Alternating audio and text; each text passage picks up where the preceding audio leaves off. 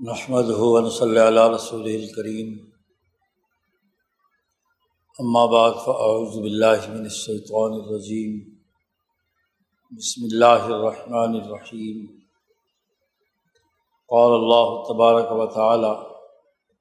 قل اننی ہدانی ربی الی صراط مستقیم دینا قیما ملۃ ابراہیم حنیفا وما انا من المشرکین۔ قل ان صلاتی و نسکی و محیای و مماتی للہ رب العالمین۔ وقال النبی صلی اللہ علیہ وسلم: بعثت بالملۃ الحنیفیۃ السمحاء البیضاء۔ وقال النبی صلی اللہ علیہ وسلم: كانت بنو اسرائیل تسوسهم الانبیاء كلما هلك نبی خلفه نبی وإنه لا نبی بعدی سيكون خلفاء فيكثرون۔ وقال النبی صلی اللہ علیہ وسلم: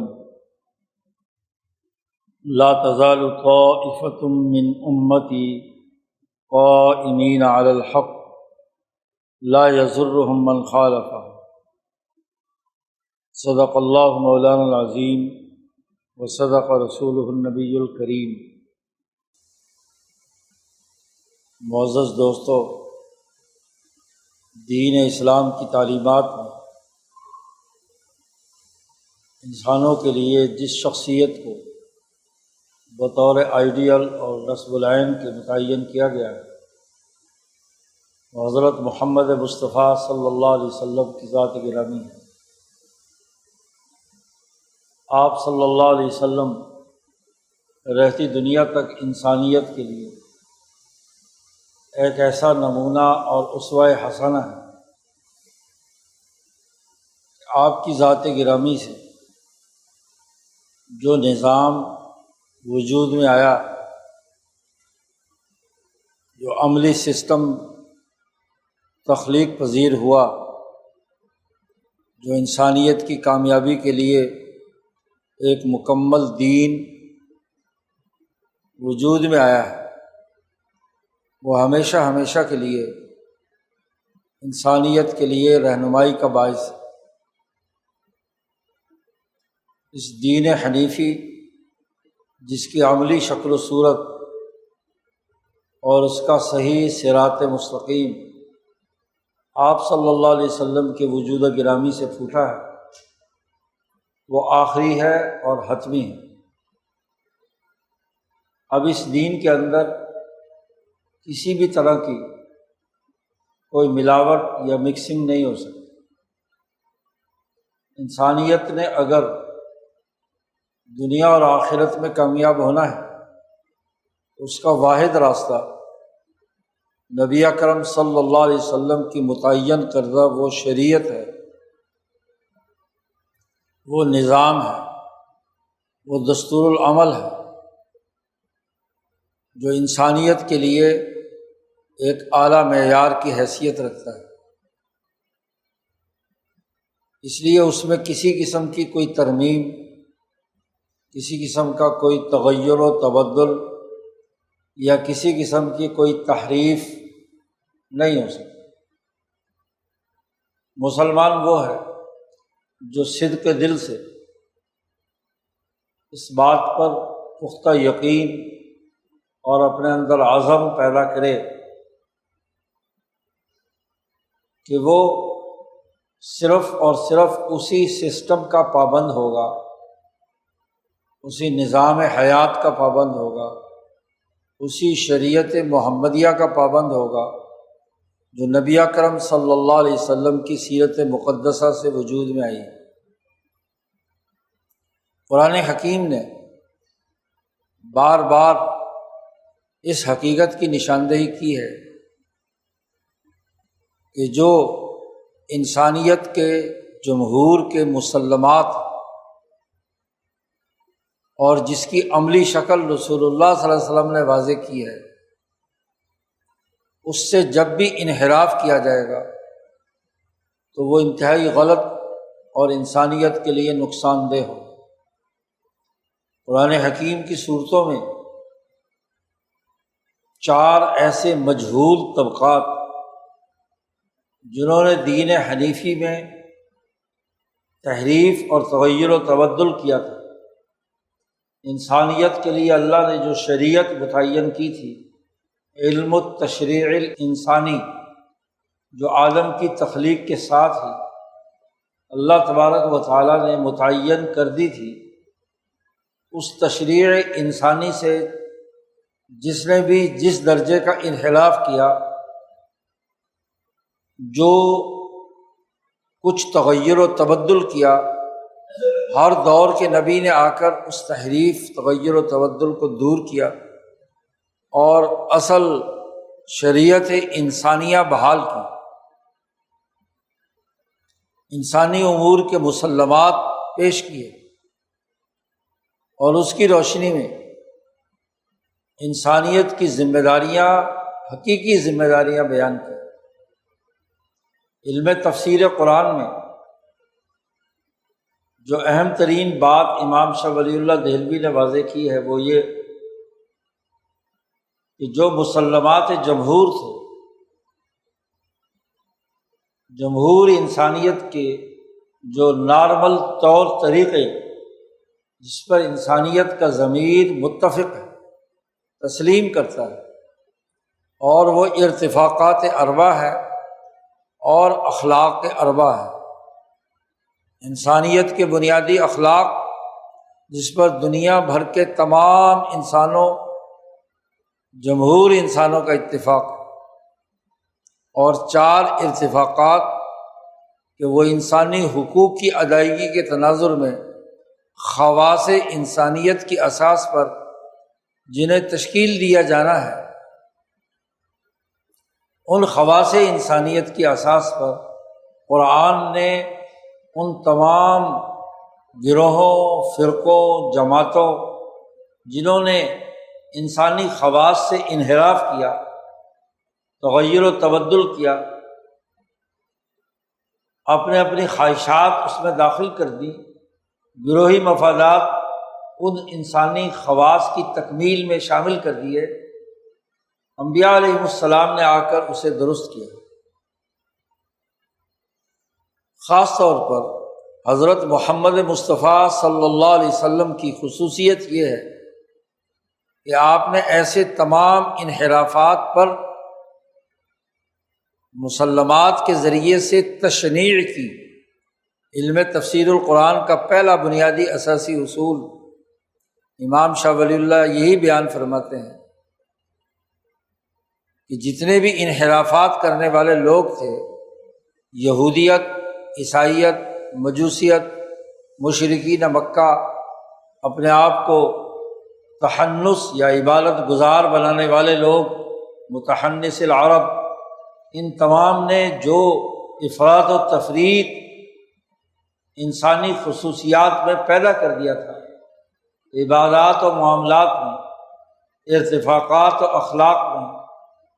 اعمال وغیرہ میں جو انحرافات اور فاسد امور داخل کر دیے تھے، قرآن حکیم نے پورے دلائل کے ساتھ، حجت کے ساتھ، توانائی کے ساتھ ان تمام کی تشنیع کر کے جو مسلمات جمہور ہیں ان کو اصل انسانی خصوصیات پر قائم کر دیا۔ جماعتوں نے خواہ مکر و فریب سے کام لیا ہو، بڑے بڑے جرائم کیے ہوں، اکابر مجرمین نے انسانی حقوق توڑے ہوں، ان انحرافات کے ذریعے سے قرآن نے اس کا شعور دیا اور ان کے مکر و فریب کا تار و پود بکھیر کر جو اصل انسانی حقوق، انسانیت کے مسلمہ چیزیں ہیں ان کو ثابت کیا۔ یہ آیت مبارکہ جو ابھی خطبے میں تلاوت کی گئی ہے سورۃ الانعام کی آخری آیات میں سے، اس سورۃ مبارکہ میں جو انحرافات مختلف گروہوں نے کیے تھے، خواہ وہ ثنویت کو انسانی معاشرے میں رائج کرنے والے مجوسی تھے، آتش پرست تھے، اہرمن و یزداں کے نام پر انسانی اعمال کو تقسیم در تقسیم کے دائرے میں داخل کرتے تھے، یا وہ اہل کتاب میں سے یہود و نصارہ تھے، یا وہ مشرکین مکہ تھے، یا متحنس العرب تھے کہ جنہوں نے عرب معاشرے کے اندر دین اسماعیلی میں جو انحرافات کیے تھے، قرآن نے ان تمام کو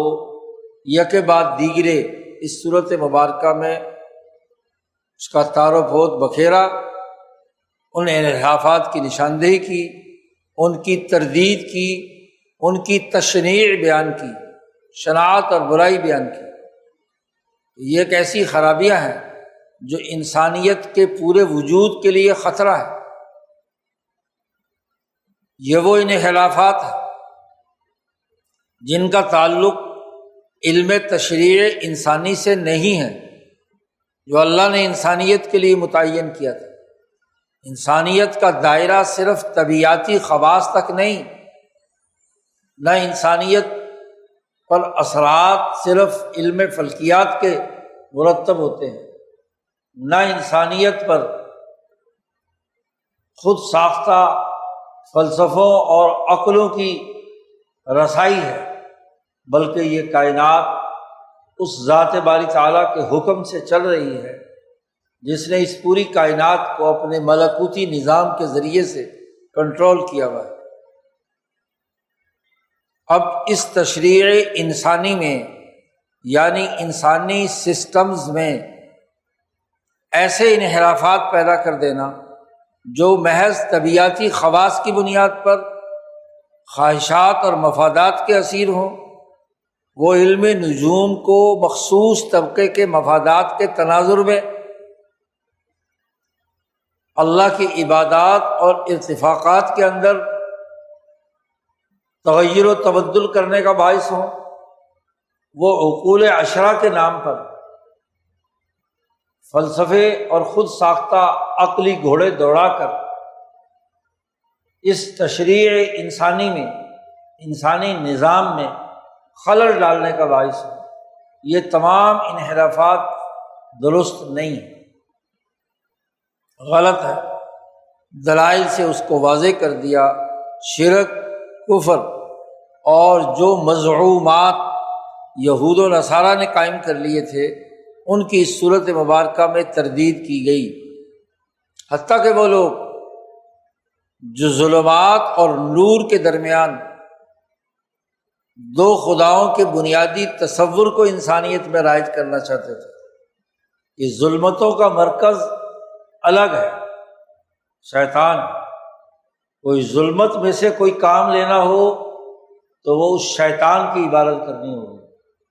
اور اگر کوئی نور کی بات لینی ہو تو وہ اہرمن کی عبادت کرنا ہوگی، اس نور کی جو ان کے مذمومہ خیالات کے مطابق عقل کا نور ہے۔ تو اپنی خود ساختہ عقل کے نور سے اور اپنے خود ساختہ ظلمات کے تصورات کے تحت جو سسٹم بنائے گئے، جو تشریع انسانی کی گئی، جو انسانی تصورات انسانی معاشرے میں پیدا کرنے کی کوشش کی گئی، اس کی قرآن حکیم نے اس صورت میں تردید کی ہے، اور ملت ابراہیمیہ حنیفیہ کے ان اساسی اصولوں کو اس صورت مبارکہ میں بڑی وضاحت کے ساتھ آخری سے پہلے رکوع میں قرآن حکیم نے بیان کیا ہے۔ وہ اصول اور ضابطے بیان کیے ہیں کہ ہر وہ عمل، خواہ وہ طبیعیاتی خواص کی اساس پر ہو یا علم نجوم کے تصورات کے تحت ہو یا اپنی ظلمات و نور کے تخیلات کی بنیاد پر ہو، جو انسانی معاشرے میں شرک پیدا کرتا ہے، اللہ کے ساتھ کسی کو شریک ٹھہراتا ہے، اس کا تشریع انسانی کے ساتھ کوئی عمل دخل نہیں۔ یہ تمام خواص اگر توحید الہی تک پہنچنے کا ذریعہ ہیں، واسطہ ہیں، تو پھر تو ٹھیک،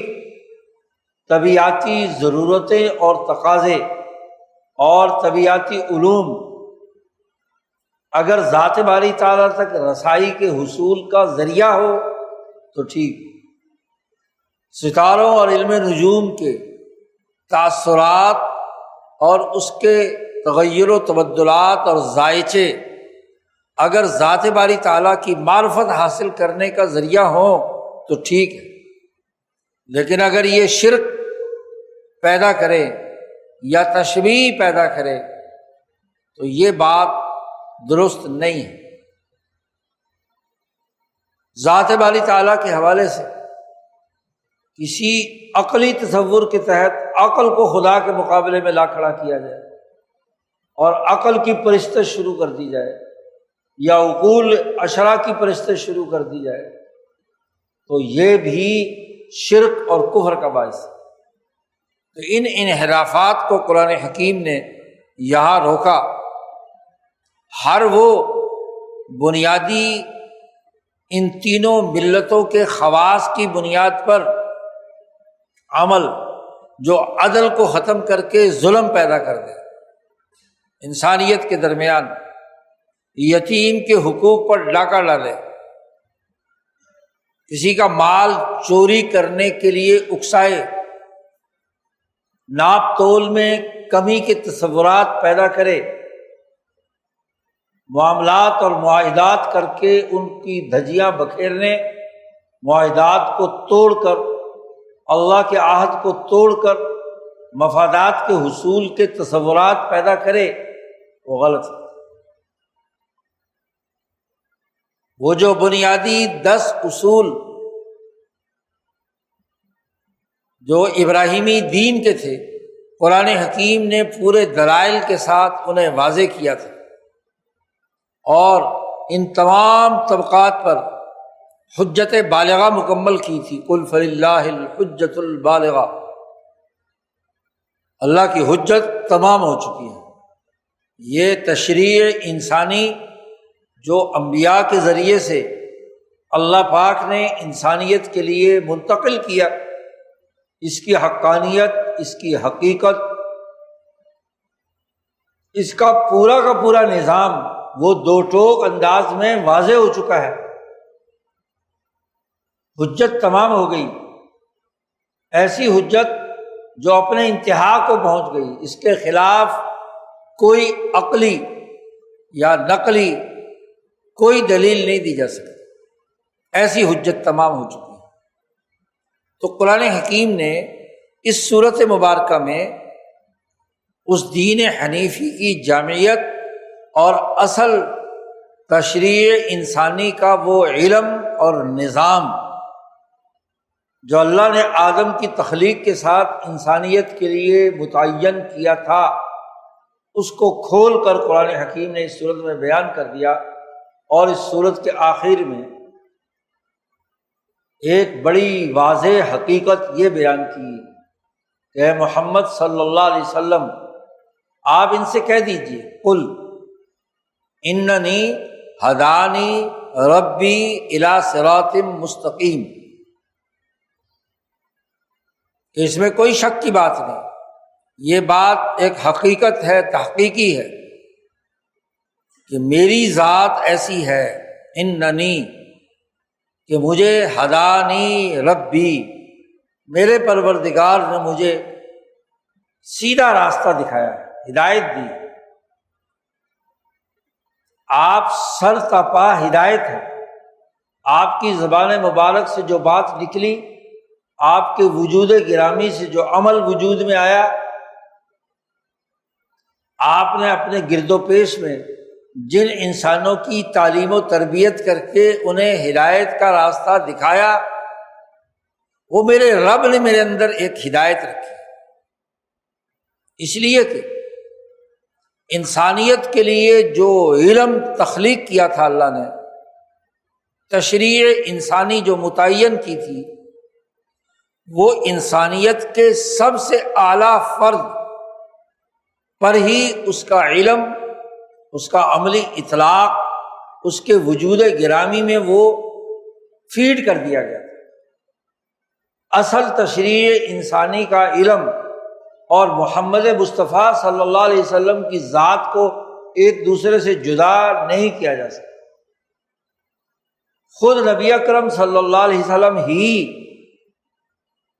علم بھی ہیں اور عمل بھی ہے۔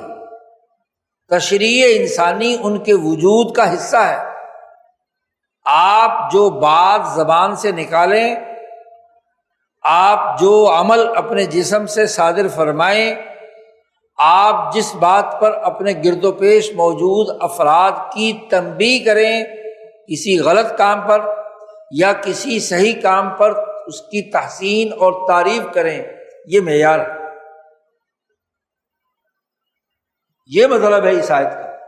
کہ اننی ہدانی ربی، میرے رب نے مجھے ایسی ہدایت دی ہے، ایسا راستہ دکھایا ہے، اور وہ راستہ جو ہے صراط مستقیم۔ صراط کہتے ہیں اس راستے کو، شاہراہ کو جو خوب وسیع ہو، شاہراہ عام جسے کہتے ہیں، اور المستقیم بھی ہے۔ اسی لیے اس الصراط المستقیم کی دعا ہر مسلمان کو سکھائی گئی ہے کہ اہدنا الصراط المستقیم، اور یہ صراط مستقیم وہ ہے جس کی ہدایت، جس کی رہنمائی اللہ تبارک و تعالی نے اپنے سب سے بڑے انسان اکبر حضرت محمد مصطفیٰ صلی اللہ علیہ وسلم کو بتلایا ہے۔ اس کی ہدایت رب تبارک و تعالیٰ نے محمد مصطفیٰ صلی اللہ علیہ وسلم کو دیا۔ آپ معیار صراط مستقیم عطا کیا، میرے رب نے مجھے صراط مستقیم عطا کیا۔ صراط کہتے ہیں شاہراہ کو، عملی طور پر جس پر انسانیت دوڑ سکے، چل سکے۔ ایک ہے علم، علمی شاہراہ تو دماغ میں ہوتی ہے، عقل تک محدود ہوتی ہے۔ عقلی گھوڑے دوڑائے جائیں تو عقل علم کا کچھ حصہ حاصل کر پاتا ہے۔ علم جب تک دماغ میں رہے تو وہ اپنی بلند پروازی کے باوجود نتیجہ تب دے گا کہ جب اس علم کا عملی نظام وجود میں آ جائے۔ تو وہ علم تشریع انسانی جو اللہ نے مالا اعلیٰ میں محفوظ کیا تھا، انسانیت کی تخلیق کے ساتھ انسانی اجتماعیت کی ترقی کے لیے، وہ علم جو وہاں موجود تھا، اور پھر اس علم میں آدم سے لے کر نبی اکرم صلی اللہ علیہ وسلم تک مختلف زمانوں میں جو تحریفات اور تغیرات یہود و نصارہ، مجوس و عرب نے پیدا کر دیے تھے، ان تمام انحرافات کو، جھاڑ جھنکار کو، ان تمام اغلوطات کو نبی اکرم صلی اللہ علیہ وسلم کے سامنے بالکل کھول کر علم نشرہ کر دیا گیا کہ خالص علم، دین خالص یہ ہے۔ اور پھر اس دین خالص کا پریکٹیکل عملی نظام وہ آپ کے وجود کے ساتھ ایسا اٹیچ کر دیا کہ آپ اس عملی نظام کے ذریعے سے ہی وہ علم سکھانا چاہتے۔ علم برائے علم کچھ نہیں، علم برائے انفارمیشن اس کی کوئی حیثیت نہیں۔ دنیا میں انفارمیشن سے کچھ نہیں ہوتا، معلومات حاصل کر لینا کافی نہیں ہے، کسی چیز کا علم حاصل کر لینے سے کچھ نہیں ہے۔ علم پر جب عمل کیا جاتا ہے اور عمل سے جب علم سیکھا جاتا ہے تو وہ دلوں میں راسخ ہو جاتا ہے۔ عمل کے ذریعے سے علم سکھایا، علم کے ذریعے سے عمل نہیں سیکھا جاتا۔ محض علم کتابوں میں لکھا ہوا ہو یا دماغ کی تختی پر لکھا ہو، حفظ کیا ہوا ہو یا زبان سے بولا جائے، اس سے انسانی معاشرے کے رویے درست نہیں ہو سکتے، معاشرے کے اخلاق درست نہیں ہو سکتے، معاشرے کے اعمال درست نہیں ہو سکتے، اس کا سیاسی، معاشی، اخلاقی، سماجی، اجتماعی نظام درست نہیں ہو سکتا۔ نظام کہتے ہی اس کو جو عملی صورت اور شکل واضح کرے کہ کرنا کیا کیا ہے اور کیسے کیسے کرنا ہے، پریکٹیکل کیا ہے، کس طریقے سے کن امور کو سر انجام دینا ہے، اور پھر جب اس عمل کے ذریعے سے اس عمل کا علم انسان کے وجود کے اوپر آتا ہے تو وہ علم اصلی علم ہوتا ہے، اور جو علم عمل پر نہیں اکسا تھا یا اس کا عمل سے کوئی تعلق نہیں، وہ ایک تخیلاتی کہانی ہے، وہ ایک رومانویت ہے، وہ ایک تصور ہے، وہ ایک یوٹوپیائی عمل ہے جس کا عملی زندگی سے کوئی تعلق نہیں۔ تو ہندی کی چندی نکالنا، بال کی کھال اتارنا یا ایسی علمی گہرائی میں جانا جس کا عمل سے کوئی تعلق نہیں، یہ ذہنی غبار کا کیتھارسس تو ہو سکتا ہے لیکن اس کا نظام یا سسٹم سے کوئی تعلق نہیں۔ صراط مستقیم اس عملی نظام کو کہتے ہیں کہ جو انسانیت کے ارتفاقات بھی اور انسانیت کے اخلاق بھی درست کرے، اخلاق بھی درست ہو سیدھے، اخلاق کا واعظ نہیں، صرف نصیحت نہیں، اس کے علمی ضابطے قاعدے نہیں، جیسے موٹیویشنل اسپیکر بڑی اخلاقیات پر واعظ کرتے ہیں، واقعات سناتے ہیں، قصے سناتے ہیں، وہ تو ایک کان سے نکلیں دوسرے کان سے نکلیں، کیا جس نے یہ بات بیان کی ہے اس کے عمل سے بھی وہ اخلاق، وہ رویے، وہ چیزیں ڈھل رہی ہیں، عمل میں بھی آ رہی ہیں۔ اگر بھاری بھاری معاوضوں کو لے کر ایک موٹیویشنل اسپیکر وہ علم بکھیرے، اخلاقیات پر واعظ کہے، ممبر و محراب سجائے، بڑی اخلاقیاتی گفتگو کرے، لیکن اس کے اپنے رویے، اس کے اپنے اعمال، اس کے اپنے تصورات سرمایہ پرستی کے ہو، بھاری فیس وصول کرے ایک موٹیویشنل اسپیکر، ماشاء اللہ اب تو اس کی بھی کمپنیاں وجود میں آ گئی، مختلف شعبوں میں کام کرنے والوں کے اخلاقی ضابطوں کی تعلیم و تربیت دینے کے لیے اپنے سرمایہ دارانہ مفادات کے مطابق، اس کے مطابق اخلاقی تصورات، اس کے لیے بھاری بھاری فیس لے کر کنسلٹنٹ وجود میں آ گئے، وہ اخلاقیات پر درس دیتے ہیں، اخلاقیات کی بات کرتے ہیں، اور اس کے بدلے میں بھاری معاوضہ سرمایہ دار کمپنیوں سے، سرمایہ داروں سے وصول کرتے ہیں۔ اور وہ اخلاقیات کیا ہوتی ہیں کہ جو یہ کمپنی ایک عام مزدور ورکر سے کام لے رہی ہیں تو یہ دل و جان کے ساتھ کمپنی کے وفادار بن کر بغیر کسی معاوضے پر بحث و گفتگو کیے ہوئے اصیل بن کر اس کے لیے کام کرتے رہیں، بس گدھے کی طرح۔ یہ واعظ ہوتا ہے، اور اگر دو چار تلخ سوال کر لیے جائیں تو موٹیویشنل اسپیکر صاحب کہتے ہیں اس بندے کو یہاں مت بیٹھنے دو، یہ تو باقیوں کو بھی خراب کرتا ہے۔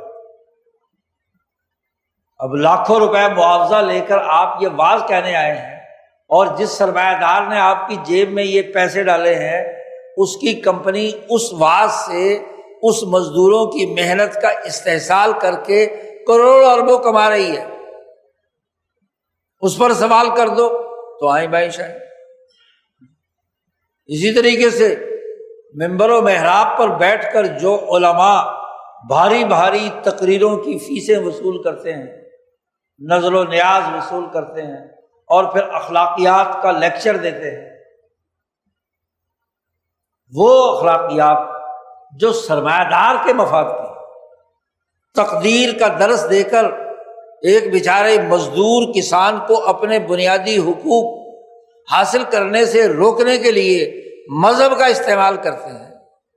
آیات کا استعمال کرتے ہیں، آیات فروشی کا کام کرتے ہیں، سرمایہ داری نظام کی بینکاری کو اسلامی بینکاری بنا کر پیش کرتے ہیں بھاری بھاری فیسوں کے یہ علم برائے علم، یہ اخلاقیات برائے اخلاقیات، یہ دعوے قابل فروخت ہے۔ اصل بات وہ سسٹم ہے، وہ نظام ہے جس نظام کے ذریعے سے انسانیت کے حقوق کی حفاظت ہو، خواص انسانیت ترقی کرے، انسانی ماحول آگے بڑھے، انسانی اجتماعیت آگے بڑھے۔ یہ جیسے ذمہ داری ایک مزدور کسان کی ہے کہ وہ ذمہ داری کے ساتھ کام سر انجام دے، ایسے ہی اس اجتماعیت کو کنٹرول کرنے والے اس نظم کی بھی ہے کہ وہ ان کے معاشی حقوق اور ان کی دیگر ذمہ داریوں سے عہدہ برا ہو۔ حضور صلی اللہ علیہ وسلم نے جو صراط مستقیم بیان کیا، اس صراط مستقیم میں جہاں عبادات کا تذکرہ آیا تو عبادات ایسی متعین کی کہ جس عبادت سے وہ عملی اخلاق اور اثرات، وہ حالت الہیہ، وہ مناجات الہی اس کے قلب پر یقین کی صورت میں پیدا ہو جو اللہ سے سچا تعلق پیدا کرے۔ تو نماز کا نظام قائم کیا، ایسا طہارت کا نظام قائم کیا جس سے ارتفاقات کے اعتبار سے بھی پاکیزگی جو انسانی خصوصیت ہے وہ بھی پیدا ہو، اور طہارت کا وہ نور بھی پیدا ہو جو تعلق مع اللہ کا ذریعہ بنتا ہے۔ نماز کا وہ نظام بیان کیا جو انسانی اجتماعیت اور ڈسپلن بھی ایک امام کے پیچھے ایک اجتماعیت کے ساتھ نماز پڑھنے کا تخیل اور عملی نظام بیان کیا۔ 5 وقت کی ایک اجتماعیت اور اس اجتماعیت میں ایک دوسرے کے حقوق ادا کرنے، خاص طور پر مسکین، یتیم، ان کے حقوق کے ادا کرنے کی طرف توجہ دینے کا عمل، ایسی نماز جو ان کے لیے نہیں ابھارتی، ان کے وسائل اور ان کی ضروریات پر نہیں ابھارتی، منہ پر دے ماری جائے۔ تو ارتفاقات بھی ہیں اور اخلاق بھی، سماحت کا ایسا نظام دیا، عدالت کا ایسا نظام دیا، تو بنیادی اخلاق بھی اور بنیادی ارتفاقات بھی انسانی خواص پر رسول اللہ صلی اللہ علیہ وسلم نے استوار کیے۔ یہ صراط مستقیم، اس میں جیسے خامد کی ذمہ داری بیوی کے اور بچوں کے حقوق کے ادائیگی سے متعلق بیان کی، ایسے ہی اس نظام نے بیوی کے ذمے خامد کے حقوق بیان کیے۔ اولاد کی اگر ذمہ داری ماں باپ کی لگائی تو اولاد پر ماں باپ کے حقوق اور اس کی عملی شکلیں بھی نبی اکرم صلی اللہ علیہ وسلم نے واضح کی۔ جیسے حکمرانوں کی ذمہ داری اپنی ریاست میں موجود عوام اور ان کے حقوق کے تحفظ کے بارے میں بیان کیا، اس کی عملی شکل آپ کے وجود سے ظاہر ہوئی کہ آپ ریاست مکہ اور مدینہ کے حکمران رہے تو آپ نے اپنی جماعت کے سربراہ کی حیثیت سے مکہ میں اور آپ نے مدینہ میں اپنی ریاست کے حکمران کی صورت میں کیا رویہ اپنے لوگوں کے ساتھ بنایا، ایک یہودی کے ساتھ، ایک مسلمان کے ساتھ، ایک انسان کے ساتھ، اور پھر ان لوگوں کو پر بھی ذمہ داریاں عملی طور پر نافذ العمل کی کہ عوام اور رعایا پر حکمران کی بات اور اس کے حقوق کی ذمہ داریاں کیا ہیں۔ یہ نہیں کہ یک طرفہ ذمہ داریاں ہیں، اجتماعی نظام اجتماعیت کی بنیاد پر قائم ہوتا ہے۔ جن بنیادی عناصر سے مل کر کوئی سوسائٹی وجود میں آئی ہے اس میں ہر فرد ذمہ دار ہے۔ محنت کش پر بھی ذمہ داری عائد کی کہ وہ محنت اپنے ٹائم کے مطابق جو اس نے معاہدہ کیا ہے اس کے مطابق وہ پوری ذمہ داری کے ساتھ کام کرے، اور معاوضہ دینے والا، کام کرانے والا، اس کی ذمہ داری بھی یہ ہے کہ اس کا پسینہ خشک ہونے سے پہلے اس کی مزدوری اسے ادا کر دے۔ عملی نظام دیا، عملی کردار ادا کیا۔ آپ صلی اللہ علیہ وسلم نے خدیجہ رضی اللہ تعالی عنہ کا مال لے کر مال تجارت کے لیے ان کی ذمہ داری نبھائی، تو وہ بھی ایک ذمہ دار فرد کی حیثیت سے، ان کے وکیل کی حیثیت سے ان کے مال کو سنبھالا، اس کے منافع کو زیادہ سے زیادہ کرنے کے لیے ہر ممکن تگ و دو کی، اور جب اپنے کام کاج کروائے اپنے خادموں سے تو ان کے ساتھ بھی رویہ جو انسانی حقوق کی ادائیگی کا تھا وہ رسول اللہ صلی اللہ علیہ وسلم نے اپنایا۔ اسی طریقے سے خرید و فروخت کرنے والے ہر ایک کی کیا ذمہ داری ہے۔ آپ صلی اللہ علیہ وسلم نے سودا بیچا تو اس کے لیے بھی آپ کے جسم سے جو عادت اور رویے اور اخلاق یا طریقہ بیع ظاہر ہوا اس نے ایک نظام دیا، صراط مستقیم دے دیا۔ آپ نے بحیثیت خریدار کوئی چیز خریدی تو وہ خریدار کی حیثیت سے کیا صراط مستقیم ہے وہ رسول اللہ صلی اللہ علیہ وسلم نے واضح کیا۔ یعنی ارتفاقات کے جتنے بھی شعبے ہیں ان تمام شعبوں میں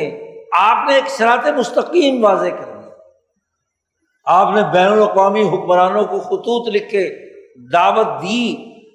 تو انہیں انسانی آداب اور رویوں کا اظہار کیا جو حکمران سے کرتے ہیں جی، ان کے جو آداب تھے، ان کے جو طور طریقے تھے کہ وہ مہر کے بغیر کوئی خط نہیں پڑھتے، تو آپ نے مہر بنوائی، مہر لگائی، اور اس مختصر خطوط کے اندر آپ صلی اللہ علیہ وسلم نے انسانی بنیادوں پر گفتگو کر کے سلیقہ سکھایا کہ بین الاقوامی تعلقات کیسے قائم کیے جاتے۔ آپ صلی اللہ علیہ وسلم کا سفیر کیسر و کسریٰ کے درباروں میں پہنچے تو انہوں نے کیا رویہ اختیار کیا، باوجود اس بات کے کہ وہ ظالم حکومتیں، انسان دشمن حکومتیں ہیں، ان کے رویے کیا ہیں، ان کی اخلاقیات کیا ہیں، ان کے انسانی اعمال کیا ہیں۔ بین الاقوامی ارتفاق ثالث کا صراط مستقیم رسول اللہ صلی اللہ علیہ وسلم نے واضح کیا۔ اور اگر کوئی بین الاقوامی وفد، نصارہ نجران کا وفد حضور صلی اللہ علیہ وسلم سے ملنے آیا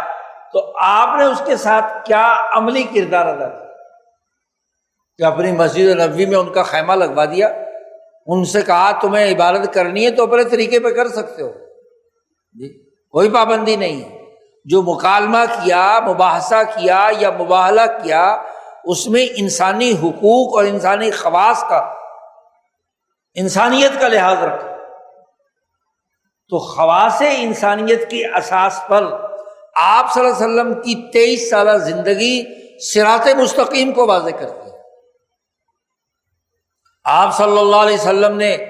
جامعیت کے ساتھ جتنے بھی کام کیے اس کو امام شاہ ولی اللہ دہلوی نے 3 بنیادی چیزوں میں جمع فرما دیا۔ شریعت بھی سکھائی علم کا منبع ہونے کی حیثیت سے، طریقت اور تزکیہ بھی سکھایا، دلوں کو، دماغوں کو، وجود کو ان پر حالت طاریہ طاری کر کے ان کے قلوب کو درستگی کا کام بھی کیا، اور سیاست کا اعلیٰ ترین کام بھی آپ نے کیا۔ صراط مستقیم سیاست میں بھی سکھائی کہ اگر کوئی انسانی معاشرہ حضور صلی اللہ علیہ وسلم کے قائم کردہ صراط مستقیم پر عمل کرنا چاہتا ہے تو سیاست کا پیٹرن یہ ہے۔ سیاست کا صراط مستقیم یہ ہے۔ اب حضور صلی اللہ علیہ وسلم نے سیاست کا صراط مستقیم طے کر دیا کہ یہ صراط مستقیم، اس کے بنیادی اصولوں سے انحراف نہیں کیا جا سکتا۔ جو آدمی بھی سیاست نبویہ یا سیاست اسلامیہ کا داعی ہے، اسے اپنے کردار کا جائزہ لینا ہے کہ کیا اس کی سیاست اس صراط مستقیم کے مطابق ہے جو محمد مصطفیٰ صلی اللہ علیہ وسلم نے اختیار کی تھی۔ آپ صلی اللہ علیہ وسلم نے مکہ مکرمہ کے 13 سالہ دور میں، دور نبوت میں، جس انداز میں اپنے گرد و پیش جماعتیں اکٹھی کی، ان کی تعلیم و تربیت کی، ایک نصب العین، ایک نظریے پر ایک بنیان مرصوص جماعت تیار کی، کیا جماعتیں بنانے کا ہمارا انداز و اسلوب اس کے مطابق ہے؟ اس صراط مستقیم کے مطابق ہے؟ جماعتوں کی تعلیم و تربیت رسول اللہ کے صراط مستقیم پر ہے یا اس سے انحراف کر کے طبیعتی، علم نجومی اور مجوسی یا عقلی اثرات کی بنیاد پر آج 100 سال سے جو سامراجی سیاست، انسان دشمنی کی نام نہاد سیاست کے، پارٹی بازی کے جو اصول متعین کر کے اس پر پارٹیاں بنائی جاتی ہیں، سرمایہ داروں کی، جاگیرداروں کی، وڈیروں کی طاقت تو لی جاتی ہے، لیکن کبھی اس سرمایہ دار کے تزکیہ قلب کے لیے کوئی کام کیا؟ اس کو جو علم شریعت کا جو انسانی دائرہ تھا وہ سکھایا آپ سے؟ کیا اس کی بنیاد پر انسان دوست سیاست، سرمایہ دارانہ سیاست سے ہٹ کر تعلیم و تربیت کا کوئی اہتمام کیا؟ ذرا وہ صراط مستقیم جو 13 سال میں ایک انقلابی جماعت کے تناظر میں مکی صورتوں میں قرآن نے اور نبی اکرم صلی اللہ علیہ وسلم کی سیرت نے صراط مستقیم بنایا، آج کی نام نہاد اسلامی اور سیاسی جماعتیں، مسلمانوں کی جماعتیں، کیا اس کے آئینے میں اپنا آپ دیکھنے کے لیے تیار ہے کہ وہ طریقہ کار جو رسول اللہ صلی اللہ علیہ وسلم نے بیان کیا ہم نے اسے جماعت سازی میں اختیار کیا؟ اور اگر کسی مجدد وقت نے اس انقلابی پروگرام کو ان صورتوں کے تناظر میں شعور انقلاب دیا ہو، جماعتی زندگی کی حقائق واضح کیے ہوں، علماء ربانیین کی تعلیمات کے اساس پر، تو کہتے ہیں اس کو پرے پھینکو، اس کی کیا ضرورت ہے، یہ اس دور میں نہیں ہو سکتا۔ تو اس دور میں نہیں ہو سکتا تو دین کے نام پر سیاست کیوں کر رہے ہو؟ تم اسلام کے نام پر سیاست کیوں کر رہے ہو؟ اسلام کے نام پر، دین کے نام پر سیاست کرنی ہے تو تمہیں جماعتی زندگی میں رسول اللہ صلی اللہ علیہ وسلم کے اس جماعتی اسوہ حسنہ کو اپنانا پڑے گا جو مکہ مکرمہ میں نبی اکرم صلی اللہ علیہ وسلم نے کیا۔ اور اگر عملی حکومتیں اور نظام کی اسلامی سیاست کے دعوے دار ہو، ملک اسلام کے لیے بنایا، حکومت کو اسلامی کہتے ہو، ملک کو اسلامی کہتے ہو، تو پھر ہم تمہیں ریاست مدینہ میں رسول اللہ صلی اللہ علیہ وسلم نے جو صراط مستقیم سیاست کے اور حکومت کے حوالے سے واضح کیا ہے اسے سامنے رکھنا ہو، کیونکہ ہدانی ربی الی صراط مستقیم، میرے رب نے مجھے ہدایت دی ہے سیدھے راستے کی۔ یہ صراط مستقیم جو مدینہ منورہ کا ہے، 10 سالہ دور کا، اس میں قومی حکومت بھی غزوہ خیبر تک، عربی حکومت بھی، اور غزوہ خیبر کے بعد بین الاقوامی جو تعلقات، اتفاق رابع کے حوالے سے تعلقات اقوام عالم، اتفاق رابع کے حوالے سے جو صراط مستقیم رسول اللہ صلی اللہ علیہ وسلم نے متعین کیا، انسانی خصوصیات کی بحالی کے لیے اسے بھی پیش نظر رکھنا۔ کیا آج بین الاقوامی تعلقات اور ملکی قومی نظام حکومت میں محمدی صراط مستقیم کی اس بین الاقوامی ارتفاقات اور سیاست کی سوچ پائی جاتی ہے؟ آج جائزہ لینا ہو۔ ایک مسلمان جو محمد رسول اللہ صلی اللہ علیہ وسلم کو رسول مانتا ہے، آپ کی رسالت کو تسلیم کرتا ہے،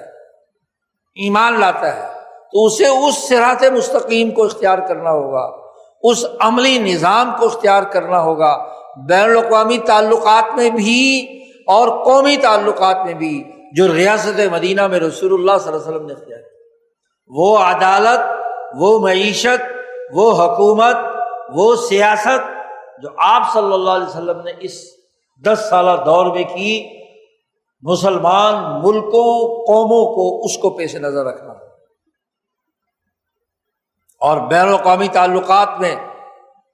پیش نظر رکھنا ہوگا محمد مصطفیٰ صلی اللہ علیہ وسلم کے اس صراط مستقیم کو جس میں یہودی انحرافات کی کوئی گنجائش نہیں ہے، عیسائی انحرافات کا کوئی تعلق نہیں ہے، مجوسی اور مشرکوں کے حقوق اور ان کے حوالے سے رابطوں اور تعلق اور اجتماعی تعلقات کا کوئی معاملہ نہیں ہے۔ ہاں، انسانی بنیادوں پر ان کے حقوق کی تعلقات تو ہو سکتے ہیں، لیکن دین محمدی کی اساس پر کسی ابراہیمی معاہدے کا حصہ نہیں بن سکتے، کیونکہ ابراہیم کے دین کی جو عملی تشریح ہے وہ محمد مصطفیٰ صلی اللہ علیہ وسلم پر مکمل ہوگا۔ اننی ہدانی ربی الی صراط مستقیم۔ ایسے ہی جو شریعت کے ذمہ دار اپنے آپ کو علماء، فقہاء، مفتیان اور مختلف اسلامی پروڈکٹ فروخت کرنے والے ہیں، ان کو پیش نظر رکھنا پڑے گا۔ علم تشریع انسانی کا وہ پیٹرن جو مکہ مکرمہ میں رسول اللہ صلی اللہ علیہ وسلم نے جماعتی زندگی میں اختیار کیا، تعلیم و تربیت کا، اور وہ شریعت کے منبع علم کی عملی تشریح اور علمی تشریح جو رسول اللہ صلی اللہ علیہ وسلم نے ریاست مدینہ کے زمانے میں کی۔ شریعت بھی محمد صلی اللہ علیہ وسلم کی، خود ساختہ شریعت نہیں گھڑی جا سکتی۔ امام ابو حنیفہ کی بات اس لیے مانی جاتی ہے کہ انہوں نے شریعت محمدیہ کو اپنے واسطے سے کیا ہے خالص شریعت کو واضح کیا۔ یہ نہیں کہ ابو حنیفہ جو ہے وہ نبی اکرم صلی اللہ علیہ وسلم کے بعد تشریح میں ایسی اتھارٹی ہیں کہ وہ نبی کی شریعت کو منسوخ کر کے یا اس میں رائے کا دخل دے کر اپنی طرف سے بیان کرنے والے۔ یہ نہیں، جو یہ عقیدہ رکھتا ہے کہ امام ابو حنیفہ یا امام شافعی یا امام مالک یا امام احمد بن حنبل وہ ایسے مجتہد مطلق ہیں کہ وہ اپنی طرف سے شریعت محمدیہ میں تغیر و تبدل کا اختیار رکھتے ہیں، وہ غلط عقیدہ رکھتے ہیں۔ اصل شریعت شارع محمد مصطفیٰ صلی اللہ علیہ وسلم۔ ان حضرات فقہا کی اتباع اس لیے ہے کہ انہوں نے ان تمام آپ صلی اللہ علیہ وسلم کے شرعی فرمودات کو ایک جگہ پر جمع کر کے اس کا ایک مکمل میکانزم، اس کا علم، اس کی جزیات، اس کی فروعات، اس کی تخریجات متعین کر دی۔ نہ تو اصل نظام شریعت محمد مصطفیٰ صلی اللہ علیہ وسلم، اور جو اس نظام شریعت سے انحرافات کرنے والے، خواہ وہ بظاہر رسول اللہ صلی اللہ علیہ وسلم پر ایمان کے دعوے دار ہی کیوں نہ ہوں، خوارج ہو یا تشیع ہو، رفض ہو یا زیدیت ہو، وہ جب اس نظام شریعت کو نہیں مانتا، اس تشریع انسانی کو نہیں مانتا جو رسول اللہ صلی اللہ علیہ وسلم نے 23 سالہ دور نبوت میں انسانیت کے لیے متعین کی، تو گویا کہ نبی اکرم صلی اللہ علیہ وسلم کے بیان کردہ شاہراہ فکر و عمل آپ کے عملی طور پر وضع کردہ صراط مستقیم سے انحراف کر رہا ہے، اس کا کوئی تعلق نہیں۔ یہ انحرافات اسلام کے نام پر کرنے والے لوگ، اس کا اس صراط مستقیم سے کیا تعلق؟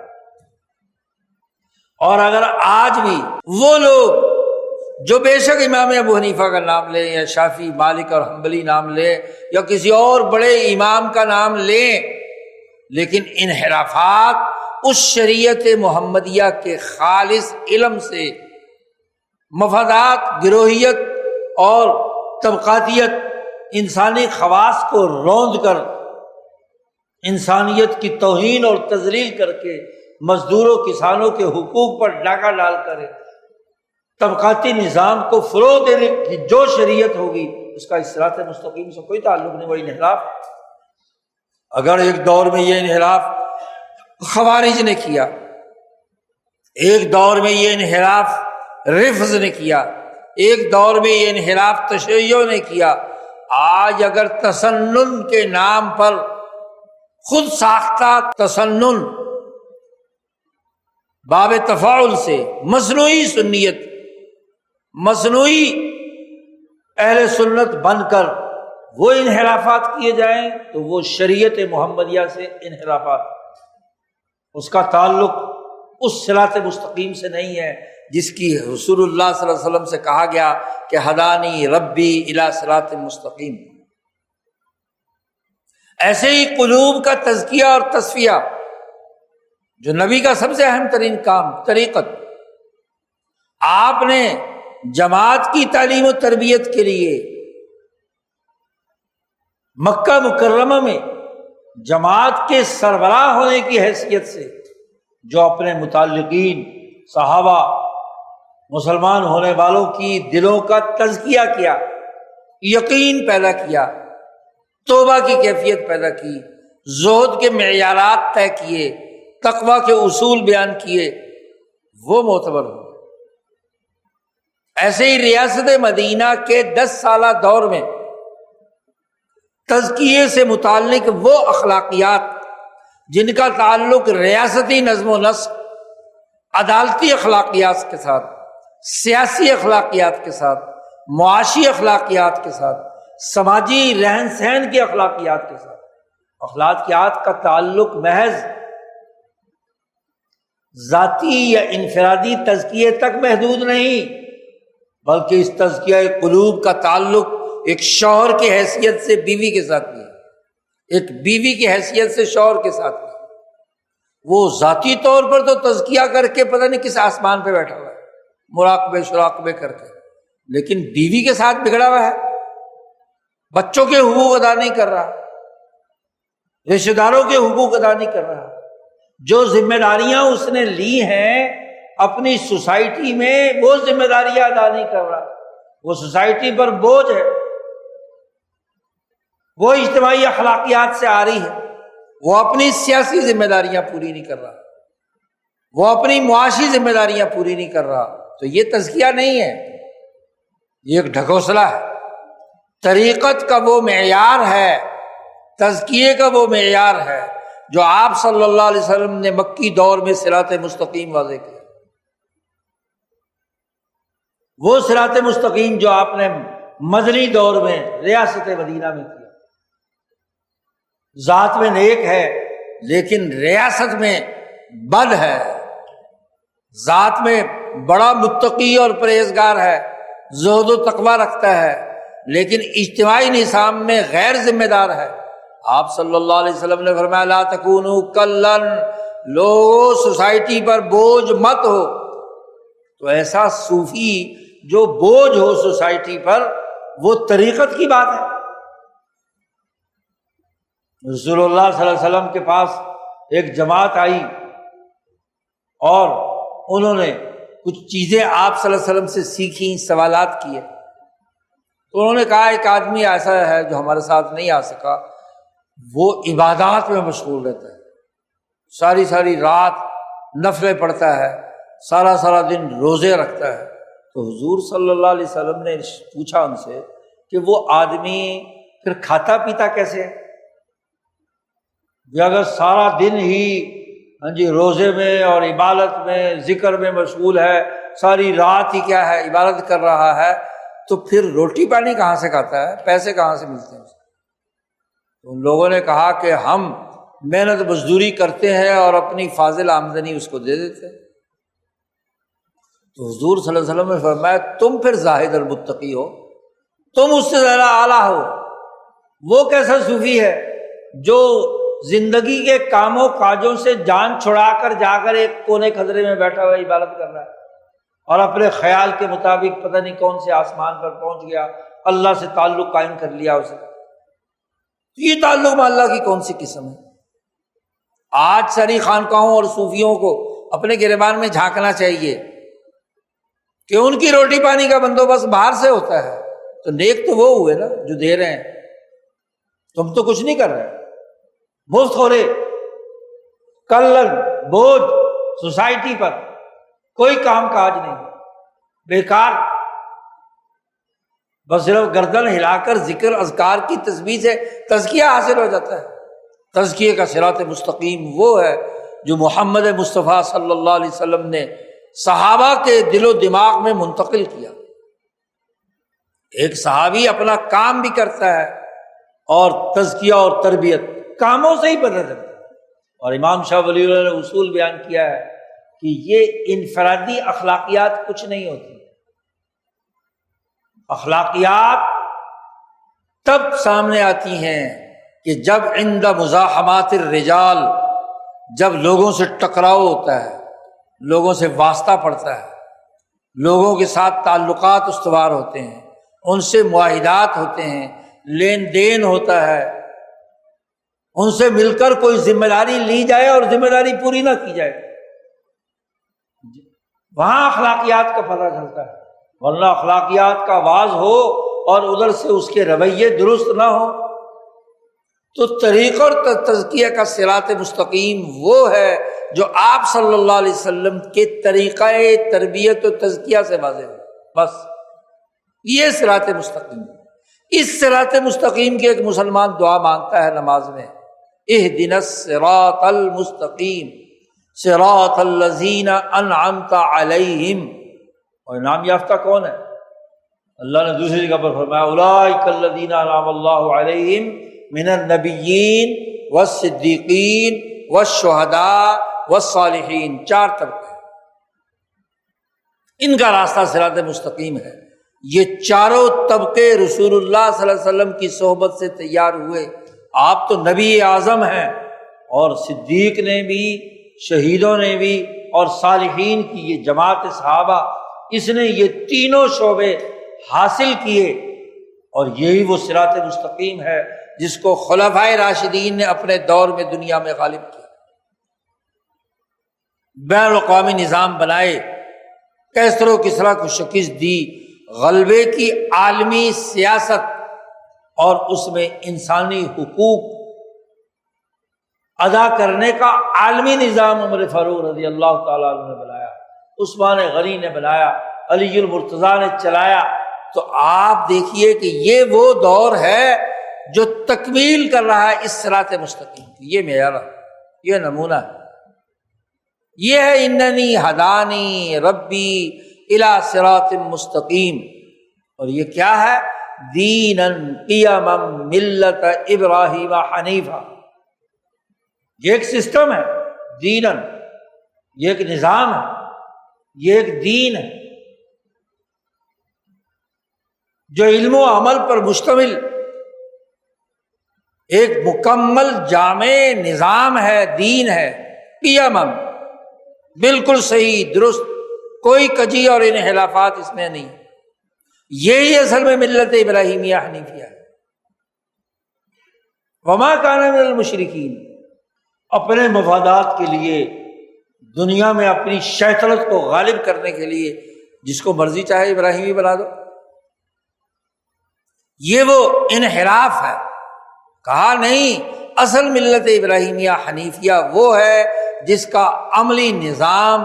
جو صراط مستقیم محمد مصطفیٰ صلی اللہ علیہ وسلم کے وجود گرامی سے پھوٹا، باقی سب انحرافات، باقی سب اغلوطات ہیں۔ باقی سب پہیلیاں ہیں، باقی سب کی سب کیا ہے؟ گھڑی ہوئی موضوعات چیزیں ہیں، اس کا دین سے کوئی تعلق نہیں۔ یہ دیناً قیما ملت ابراہیم حنیفہ، اور اسی کو حضور صلی اللہ علیہ وسلم نے فرمایا کہ بعثت بالملت الحنیفیۃ السمحہ، کہ میں مبعوث ہوا ہوں ملت ابراہیمیہ جو انتہائی آسان ہے،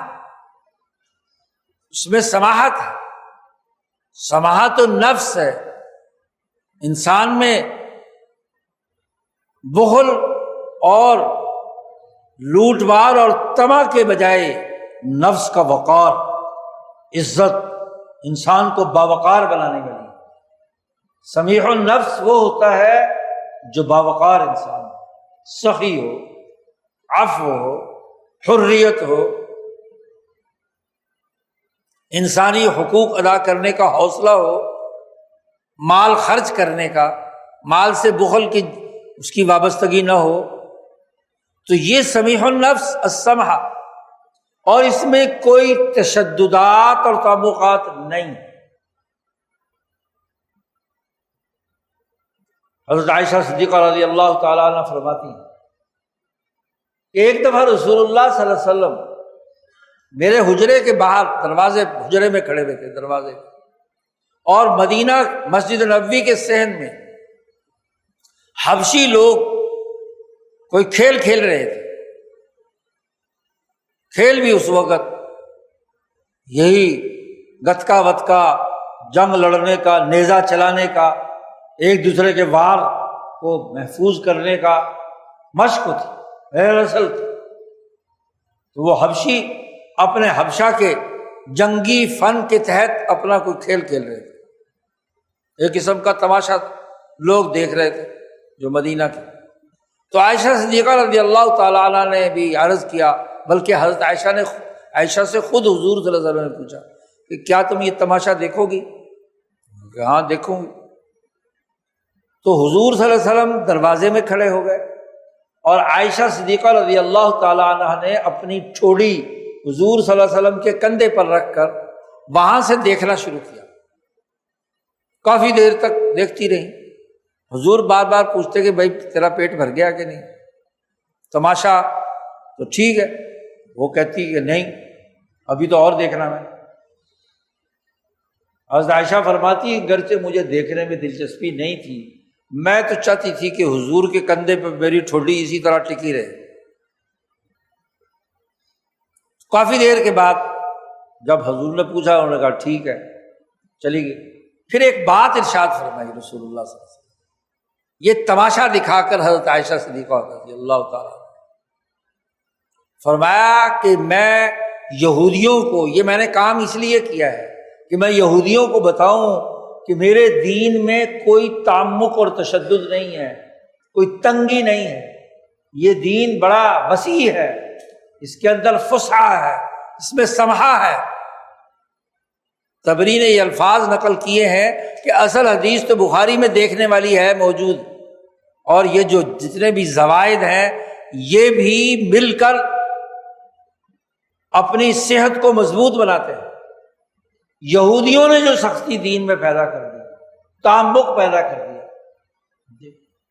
تشدد پیدا کر دیا، مردوں نے جو بیویوں کو اپنا غلام بنانا شروع کر دیا،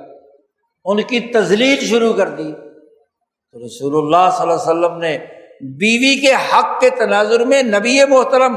کھڑے ہیں جب تک وہ دیکھ کر فارغ نہیں ہو جاتے۔ تو حقوق بیان کر کے چیزوں کو آسان بنایا،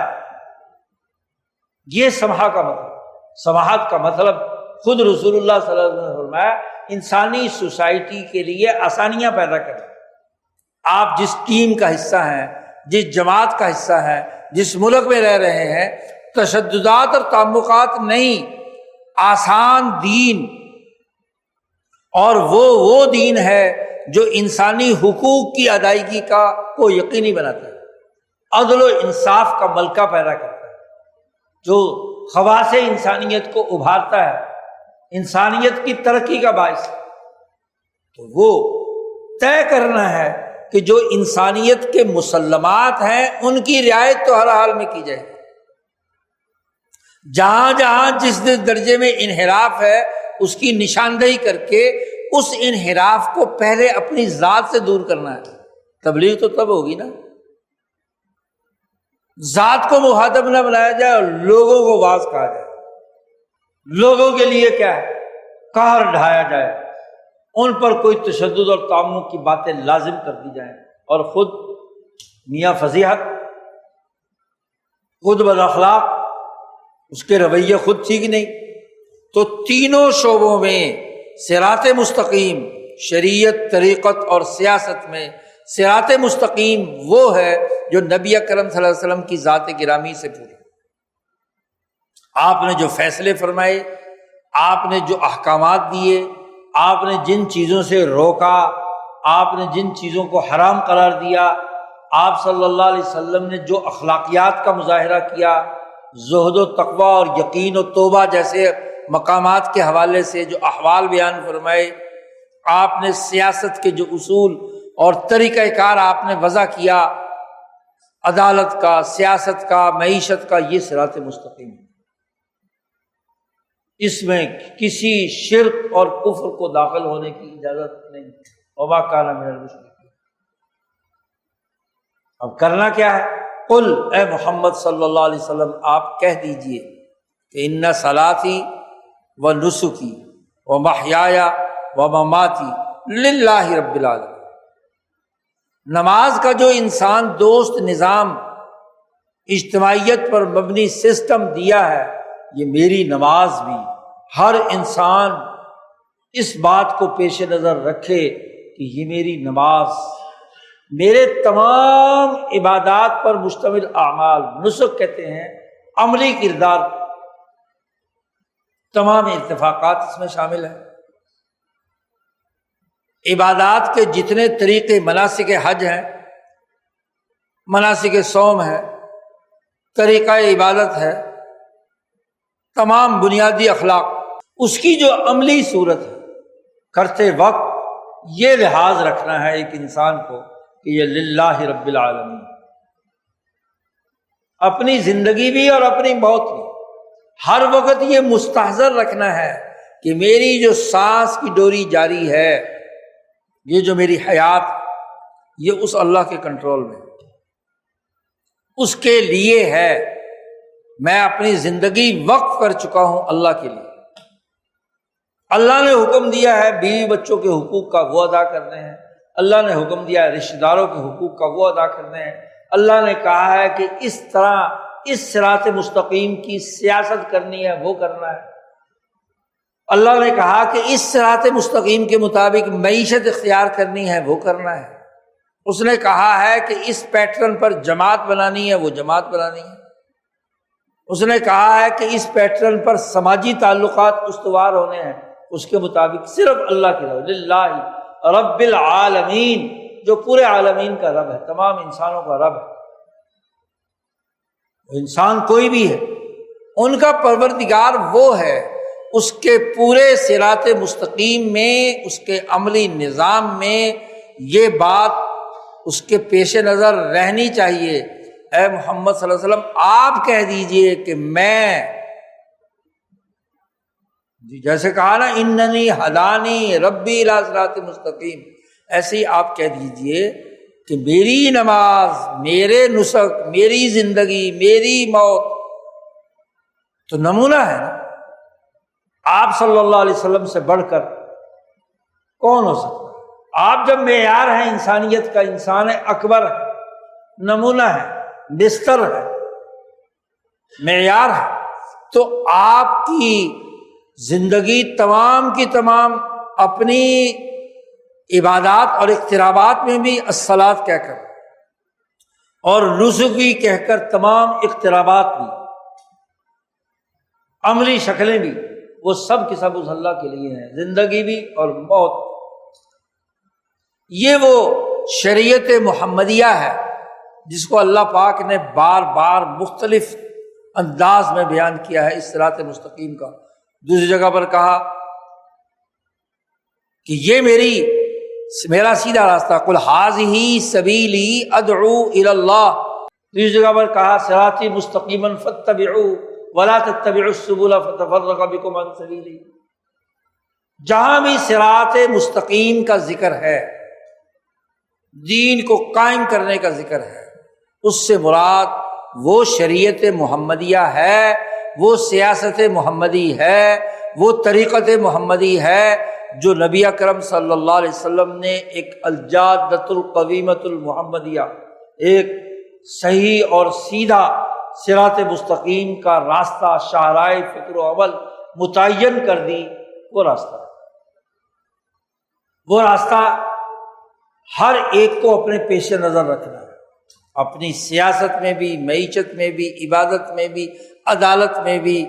اب بحیثیت عوام بھی اور بحیثیت حکمران بھی، بحیثیت مقتدی بھی، بحیثیت امام بھی، بحیثیت حج کرنے والے فرد کے بھی اور حج کرانے والی حکومت کے بھی، پورا سسٹم، پورا نظام۔ صراط مستقیم ایک مکمل پیکج ہے، ایک مکمل سسٹم ہے، ادھورا نہیں۔ جب بھی ادھورا ہوگا تو انحرافات ہوگا، ناقص ہوگا، اور انحرافات سے یہودیت پیدا ہوتی ہے، مجوسیت پیدا ہوتی ہے، نصرانیت پیدا ہوتی ہے۔ اور اگر مسلمان ان کی اتباع کر کے اسی طرح کی حرکتیں کریں، انحرافات کریں، تشیع کے نام پر یا تسنن کے نام پر، خوارج کے نام پر یا فتنوں کے نام پر، جو بھی پیدا کریں وہ انحراف، وہ یہودیوں کے نقش قدم پر چلنا ہے، وہ نصرانیوں کے نقش قدم پر چلنا ہے، وہ مجوسیوں کی اتباع کرنی ہے، وہ متحنث العربوں کی اتباع کرنی ہے۔ وہ عرب جو دعویٰ تو ایک خدا کا کرتے ہیں لیکن ساتھ ہی پوجتے ہیں ان بتوں کو، اس سسٹم کو جو دنیا میں شیطنت پھیلا رہا ہے، یا آج کے جدید متحنث العرب وجود میں آ گئے۔ حضور صلی اللہ علیہ وسلم کے زمانے میں بھی ان کو یہودی کا لفظ تو نہیں استعمال کر سکتے، یہودی تو وہی ہے جو موسیٰ علیہ السلام کے دین کو مسخ کر چکے ہیں، اور وہ ہیں جو عیسائی، وہ ہیں جو عیسیٰ علیہ السلام کے دین کو مسخ کر چکے ہیں۔ یہ متحنث العرب وہ ہیں جو مشرکین مکہ کی اتباع کے اندر کردار ادا کرتے ہیں،